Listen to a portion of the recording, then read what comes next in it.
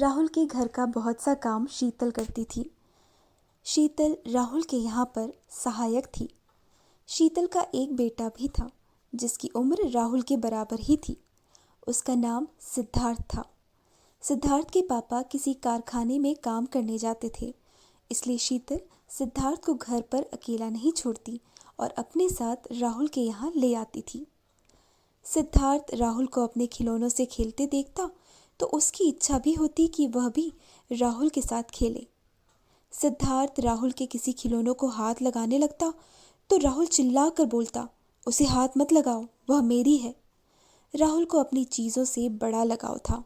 वह सिद्धार्थ ही क्या, किसी भी दोस्त को हाथ नहीं लगाने देता था।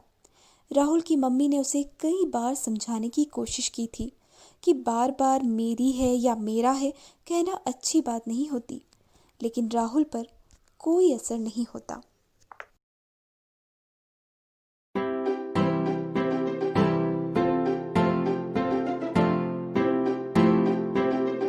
मेरे खिलौनों को हाथ कैसे लगाया तुमने? ये सब मेरे हैं। आज के बाद इस कमरे में आने की हिम्मत भी मत करना। एक दिन जब राहुल की स्कूल की छुट्टी हुई तो उसने देखा कि आकाश में बादल छाए हुए थे। वह तेजी से अपने घर की ओर बढ़ा। अभी वह कुछ दूर ही पहुंचा था कि बरसात शुरू हो गई। वह पानी में भीग गया। उसकी कक्षा का ही एक दोस्त प्रकाश उसके पास से गुजरा। अरे प्रकाश, मुझे भी छाते में ले लो। मुझे घर जाना है। बहुत देर हो गई है। ये मेरा छाता है, मैं क्यों दूँ? प्रकाश के व्यवहार से राहुल को बड़ा गुस्सा आया, मगर वह कर भी क्या सकता था। राहुल को सर्दी लगने लगी थी। वह कांपने लगा। उसके दांत बजने लगे थे। तभी उसकी निगाह छाते वाली दूसरे लड़के पर पड़ी। राहुल ने जैसे ही उस लड़के का चेहरा देखा, उसकी हिम्मत नहीं हुई कि वह उसके छाते के नीचे हो ले। वह लड़का और कोई नहीं, सिद्धार्थ था। अरे राहुल, तुम तो बहुत भीग गए हो। ये लो मेरी छतरी और जल्दी से मेरे घर चलो। यहाँ नज़दीक ही है, नहीं तो बीमार हो जाओगे दोस्त।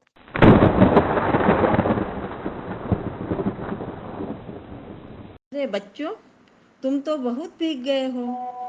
सिद्धार्थ, जाओ राहुल को अपनी अलमारी से साफ कपड़े दे दो। तब तक मैं तुम दोनों के लिए गर्म दूध और सैंडविच बना कर लाती हूँ।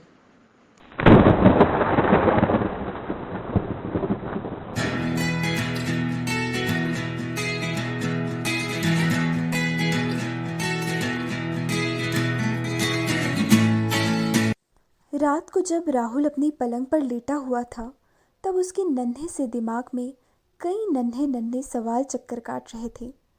अगर सिद्धार्थ उसे आज अपने छाते में न लेता तो? अगर सिद्धार्थ अपने सूखे कपड़े उसे न पहनने देता तो? अगर शीतल आंटी उसे प्यार करने की बजाय दूर छिटक देती तो? सिद्धार्थ भी अगर प्रकाश की तरह या खुद उसी की तरह बोलता, मेरा छाता है, मेरे कपड़े हैं, मेरी माँ है, तब क्या होता? एक छोटी सी घटना ने राहुल को सच्चा सबक सिखा दिया था कि यह तेरा है, वह मेरा है कहने में कोई बड़ी बात नहीं है।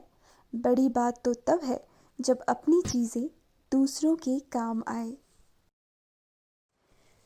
दूसरे दिन जैसे ही सिद्धार्थ अपनी मम्मी के साथ राहुल के घर आया, राहुल ने बढ़िया सा केक सिद्धार्थ की तरफ आगे बढ़ाते हुए कहा, मेरे गलत व्यवहार के लिए मैं शर्मिंदा हूँ। आओ दोस्त, नई शुरुआत करते हैं।